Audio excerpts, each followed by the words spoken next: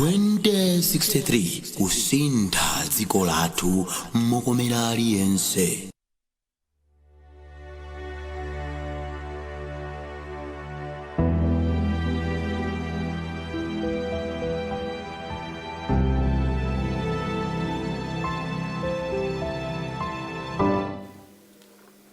Good morning, Malawi. It is on a Monday, the 5th of June in the year 2023. How are you doing? As we move on with the program, I have a guest in the studios. This is Greeff. She is the strategic marketing lead of Project Lost Mile, and she's here to talk about the Project Lost Mile and what it is doing in Malawi. Good morning, Jackie. Good morning, Doreen. How are you? I'm very well, and how are you today? I'm all right. Good. Thank you for coming through on Good Morning Malawi today. My pleasure. Happy to be here with you and your viewers.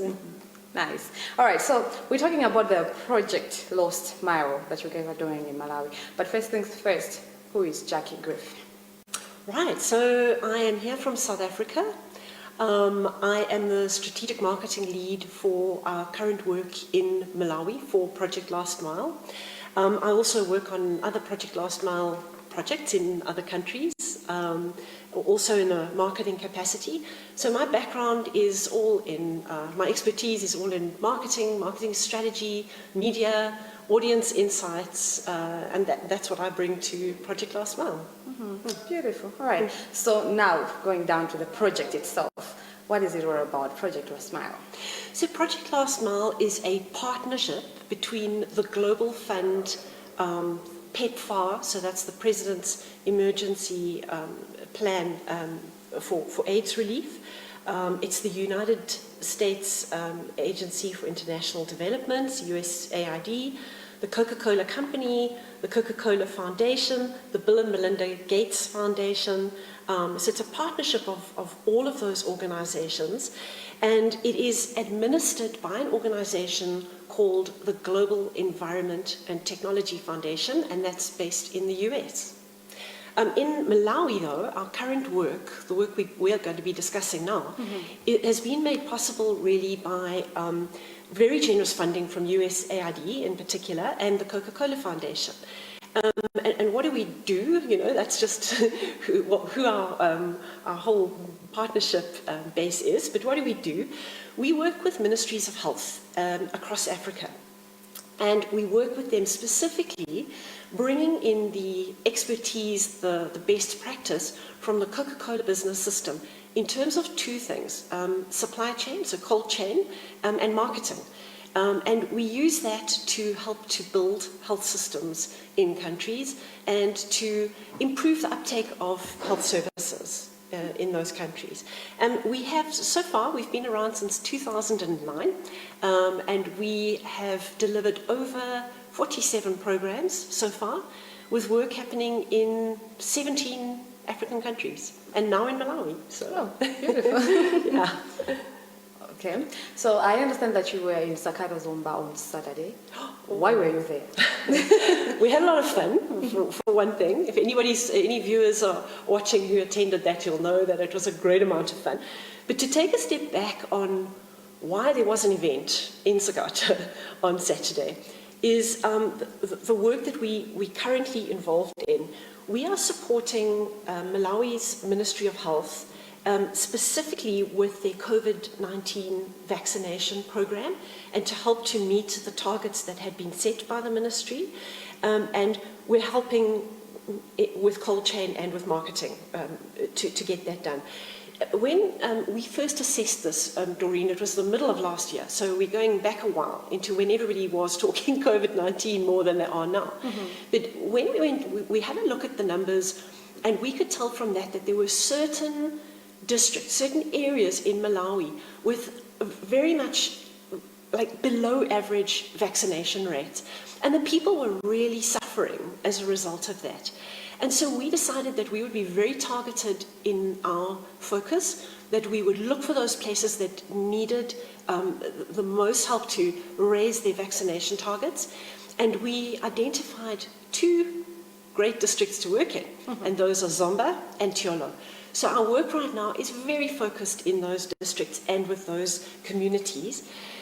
As I said, the donor on that, that we're working with right now is USAID. So we've worked very closely with them and very closely with the Ministry of Health at a national level, at a district level, specifically health education services, to develop this marketing campaign and this approach that, as I say, we believe is a fairly different and interesting approach to the problem. And it's a different way of solving the problem. It's a marketing campaign that has got two big parts to it.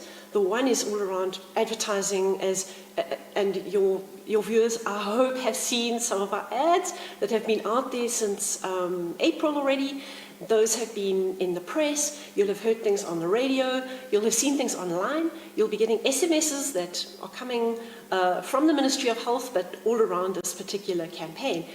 The other whole part of the exercise has been with events. And it's events in communities, in Zomba and Thyolo, all around. It's entertainment. It's fun. Of course, it's also bringing vaccinations to the people, right? But yeah, those events have taken the form of three different types of things. So we've done market storms, we've done road shows, and we've got sport bonanzas. And it's a sport bonanza that was happening in Sokoto on Saturday. Oh, so beautiful. It was a long way to tell you why I was in Sokoto on Saturday. But we had another sport bonanza yesterday. So a series of these amazing events that have attracted, I think you can see on screen right now, attracted thousands, literally thousands of people to come and take part in the festivities, but also to get vaccinated. Yeah. All right, so I heard you talking about the issue of vaccination. So looking at the state where we are when it comes to COVID-19, do we still need these vaccinations? Because we're having like lower cases nowadays. Yeah, so COVID-19, you're right, is not in the news right now. Yeah. But that does not mean that it has gone away, okay? Just because something's not being spoken about. It hasn't gone away.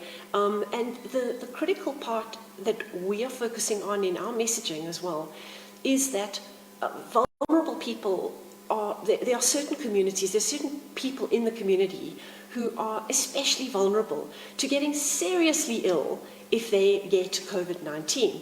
And who are those people? It is the very young.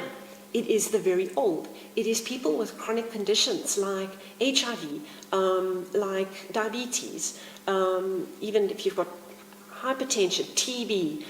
If you've got any of those things and you get COVID-19, you can really face severe consequences.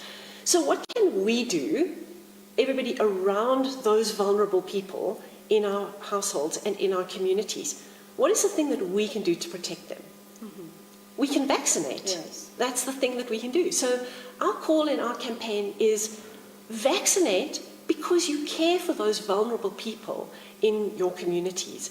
So if we're asking for whole families to vaccinate in order to protect those that we care about and that we love in our household who will be really ill if they get COVID-19. And on the bigger picture, in any community, in any population, in fact, is that the more people in the population who are vaccinated, the better protected the entire population is from all of those ill effects of COVID-19. That's right. You're doing a great job. All right. So, so far, yes. How do you see the outcome of the project? Is it a success? It's so far, and we are halfway through, right? But we are proud to say that we are seeing great success. The first thing was that we know that the communities responded so well to the messaging that we're putting out and this call to do what we're asking when we did surveys in the communities. That was the first thing. We also have engaged a great deal with community leadership, and we keep hearing from them the level of success that they're seeing with this and the help that they are getting from the campaign to speak to their communities, to get people on board, to do the right thing and to vaccinate.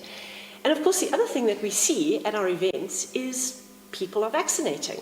So there is the proof. And I mean, this weekend alone, hundreds of vaccinations happening. People come, they have fun, they hear the message, and the Ministry of Health, their people are right there, they're on site, they're available to you, they're bringing their services into the community to get that done, and people are taking advantage of that. It's very convenient, you know, when when your healthcare workers very kindly come directly to the place where you're all having fun for the weekend or the day, or you're in the market, to have that vaccination done. Nice. What are your future plans as an organization? So future plans, of course, the campaign messaging you'll all continue to see. You'll see it still in the press. You'll hear this on the radio. It'll be carrying on until at least into August. We have still a series of events that you can attend. So I'm going to ask that if we have any viewers here from Zomba, from Thyolo, please watch out, because we have a list of great things still happening in your communities. And those will be happening through June and into July as well. Yeah. All right, so that means you're only focusing on Thyolo and Zomba. You're not planning on going to other districts in the country. So, good thing you asked that, because the whole idea with this campaign has been that we have been enabled by our partners, by USAID, by the Ministry of Health Education Services, to try this out as something new and exciting, right? And to learn from it, and to take all of the learnings, to build it into a new way of doing things for the department, so that we can roll things out around all sorts of health services using this same approach. So what I would ask is that you keep an eye out. If you're all enjoying what you're seeing and what you're experiencing, then you tell your community leaders, and you feed that back to your healthcare workers and the Ministry of Health, and we hope to then see this happening in different formats in future. I must also mention that one of the other exciting things about this whole campaign, this marketing campaign, is that because we're asking the community to vaccinate for the community, right? We're thinking as we're not thinking as I. Yes. You know, we're thinking together. And we are providing big prizes for communities, right? Oh. So the competition here is actually all about saying, the more people in your village or in your community that you vaccinate through the duration of this campaign, the more people you vaccinate, the more chance you have of being the winning community and getting some really great community prizes. So. I hate to let you go, but final marks on the project and everything that's doing. Wow, so the final words are for a couple of special people.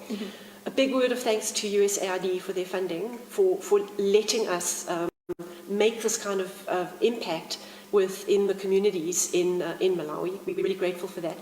Also to Health Education Services and the Ministry of Health, specifically our district colleagues who are doing a great job, the healthcare workers who are working tirelessly to get out there and get the communities vaccinated, and really also to our community leaders. A big word of thanks to the TAs, to the chiefs, to the faith-based leaders, and all of those other important people in the community who have taken this on board and are making this happen. So.